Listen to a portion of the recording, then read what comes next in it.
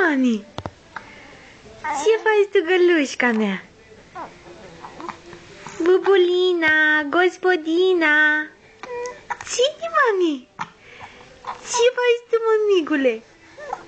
Ce faci tu, mămigule? Da, mami, da.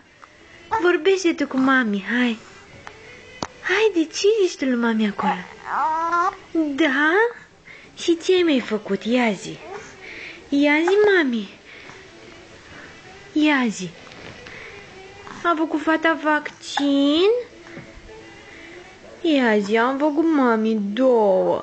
Două am făcut și o bat pe Dandy aia că mă duc acolo. Da, că m-a durut. M-a durut. O bat pe Dandy aia când mă duc acolo. Așa? Așa o bați?